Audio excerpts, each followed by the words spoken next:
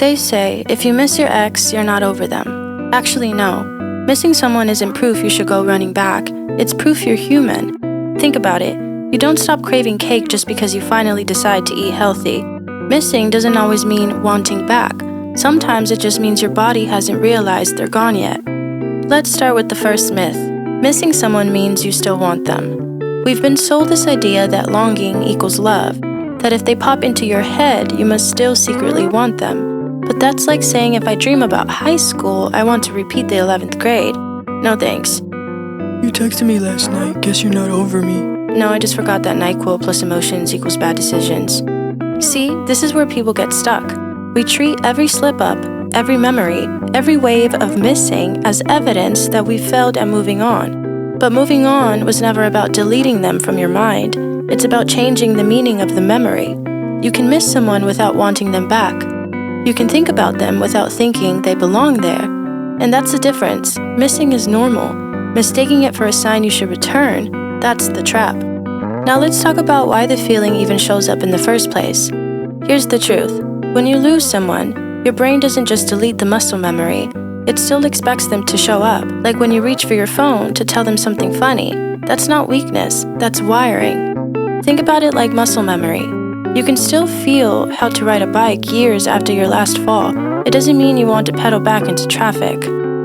I miss him. Maybe it means he was the one. Or maybe you just miss the routine. I miss my old Wi-Fi sometimes, but it was still trash. And that's the thing. Missing doesn't always mean meaning.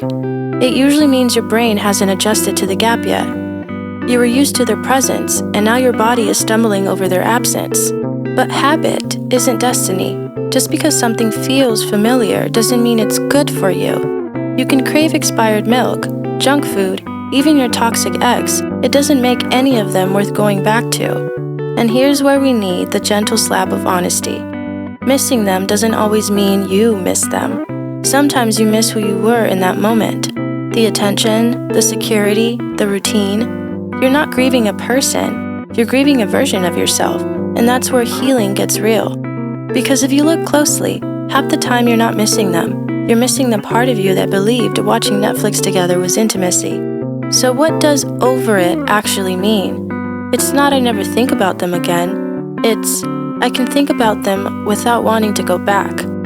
I thought of her today and cried, guess I'm still stuck. Nah, crying doesn't mean you're stuck, it means you're human. But I thought crying means I'm not over it. No, crying means your tear ducts work. Congrats. So, I'm not supposed to feel anything? Exactly the opposite. You can feel everything, as long as you don't let your feelings drive the bus. Okay, but if I still think about her, doesn't that mean something? Sure, it means your brain has memories. You're not broken, you're not secretly in love, you're just remembering. Big difference. Being over it is like healing a cut. Sometimes it itches, sometimes it scars, but you don't reopen the wound just because it stings in the shower. That's what people get wrong. They think healing means forgetting, but forgetting isn't healing. Healing is remembering without letting the memory drag you back under. And honestly, the tears, the thoughts, even the random flashbacks, those aren't proof you're stuck. They're proof you're moving through it. They're the echoes of something that used to matter, fading over time. The real shift happens when the thought of them stops pulling you toward the past and starts reminding you of what you deserve in the future. Here's where it gets tricky. The loop we all get caught in. Remember earlier when I said missing is a reflex? Here's the loop. If you mistake missing for meaning, you'll keep dragging yourself back into patterns that already hurt you. But if you treat missing as just a signal, like your heart acknowledging something mattered, then you free yourself to move forward. And you're probably wondering by now, if missing someone doesn't always mean love, then why do we miss the toxic ones? The people who hurt us the most? It's because the body doesn't just bond to safety, it bonds to intensity. Sometimes the people who drained us also give us the strongest highs. The chaos, the chemistry, the breadcrumb attention, it wires into the nervous system like a drug. I don't get it, he was terrible to me, but I still miss him. Yeah, well, people miss cigarettes too, doesn't mean they should light up again. But it feels stronger than that, like the more I know he was bad for me, the more I want him. Exactly, that's withdrawal talking. Same reason people romanticize their drunk ex at 2 a.m. The brain confuses craving with connection. So missing him doesn't mean he was good? Nope. Missing him just means your nervous system got hooked on the chaos. Your body still wants the high, even if your mind knows better. So what do I do with that? You treat it like any other addiction. You sit with the craving until it passes, and you remind yourself why you quit. That's the cruel part of healing. Your brain can crave what your heart already knows is poison.